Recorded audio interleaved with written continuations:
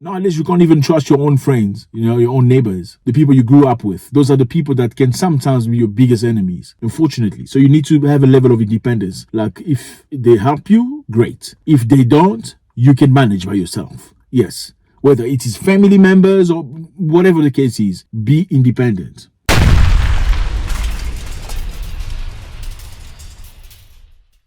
What's up, everybody? I hope you're doing good. It's a beautiful evening. Not very cold tonight. Thank you very much for being part of this. I appreciate you. Thank you for coming back. So much pleasure to have you. I see you from South Africa. Thank you so much. All South African watching us. Kenya, I see you. Nigeria. Thank you, Ghana, Malawi. Thank you, Sudan. Thank you, Tanzania, Zambia. All of you guys, much appreciated. United States of America, UK. Thank you so much. If this is your first time, feel free, please, to join us so we can be much bigger, and also do this so we can make our voice much bigger. So today we're talking about Niger again. Something very interesting just happened. Nigeria has cut power to Niger. Yes, Nigeria supplies a big portion of electricity to Niger. So in order to implement the sanction that they announced, they decided to cut power to Niger. I don't know how I feel about this. An African country trying to liberate itself from the grips of colonialism, and another African country decided to cut power from this country. I don't know how you feel about it. Let's go at it. So basically what happened is, for those who don't understand, Niger is an independent country. Niger decided very lately to topple its president because they felt the president was not living up to the expectations of the people. You know, a lot of these African presidents, when they come into power, they promise many things, but they don't achieve what they promise. In the contrary, they start working for the West government, meaning bringing Western companies to come and exploit, steal minerals, take things from these countries in the detriment of the local people. So what has happened is Nigeria has cut electricity. Nigeria has cut its electricity supply to Niger. AFP learned on Wednesday from a source close to the management of Nigerian electricity company, Niger Republic, in line with the sanctions decided by Western African neighbors of Niger, destabilizing coup. Nigeria disconnected since yesterday the high voltage line that carries electricity to Niger, the source said. Niger Lake agent for the part indicated that the capital of Niamey was supplied thanks to the local production.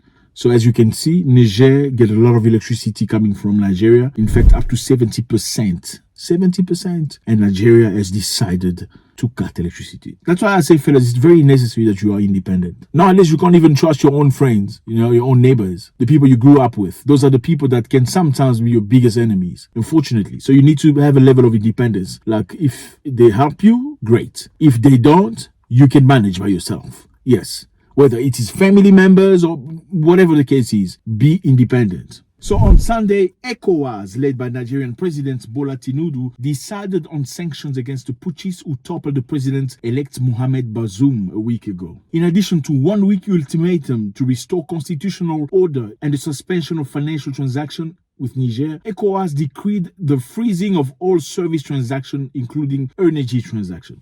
So you know what ECOWAS does? ECOWAS is a group of countries. I know I've said it before. ECOWAS have 15 countries of the Western Africa, including Nigeria, Senegal, Ghana, whatever. Okay, just put the names of the countries so I don't look stupid. These countries of the ECOWAS come together to sort of help each other. This group was created in order to help each other to grow economical power into Western African nations, and also sometimes intervene when it's necessary in case of security issues. So what happened earlier was a country named Mali decided to free itself from neo-colonialism. ECOWAS, which is composed of 15 African countries, stood very strong against this country, Mali. Yes, Mali was trying to be free, trying to free itself. But ECOWAS countries decided to block Mali, block all transaction, prevent all circulation of people and food, and even medics. Can you believe that? African countries preventing other African countries from freeing itself. Unbelievable. The head of state took the following decision. The first decided to lift all the economic and financial sanctions that were taken on January 9, 2022. That means essentially the closure of the border and the freeze of the financial asset. So those sanctions are lifted.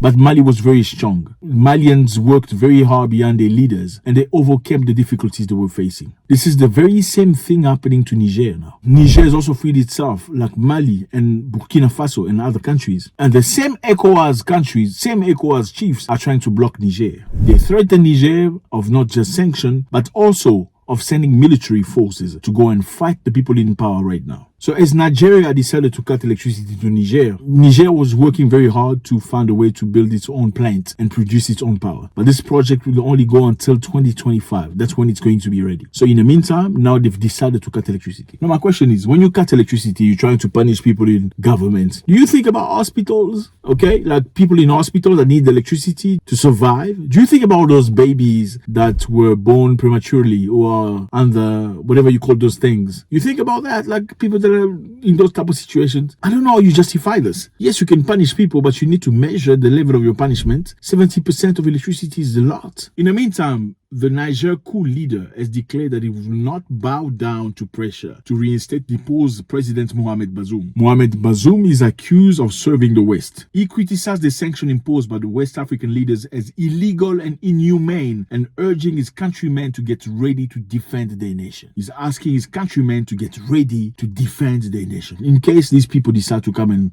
create mayhem, bring military and soldiers, they're going to be ready for them. General Abdurrahman Chani, who is the leader of Niger right now, issued a television address on Wednesday. He says he rejects these sanctions altogether and refuses to give in to any threat wherever they come from. We refuse any interference in the internal affairs of Niger. We therefore call upon the people of Niger as a whole and their unity to defeat all those who want to inflict unspeakable suffering on our hands, working population, and destabilize our country. We therefore call on the people of Niger as a whole and their unity to defend all those who want to inflict unspeakable suffering on our hands, working population, and destabilize our country, he added. So ECOWAS said there is a need to demonstrate that we cannot only bark, but can bite. So it's a war of egos. And the people of Niger say they're going to be ready for you when you come. So I don't know, fellas, how you feel? Do you think this is okay? Do you feel that it's okay to cut electricity to other people's decision? I mean, even though you had the power to do so, is it your responsibility to decide who is the president of a foreign country? Is it your call to speak about or to stand against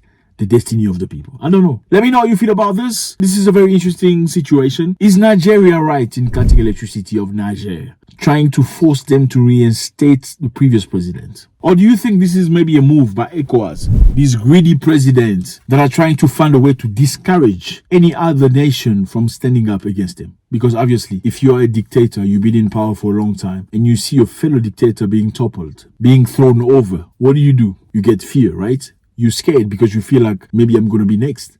If it's happened to the neighbor, maybe I'm going to be next. So what are you going to do? You're going to try everything you can to stop that movement. Why? Because you are afraid that movement might inspire your own people from standing against you. Don't go without leaving your comment. God bless.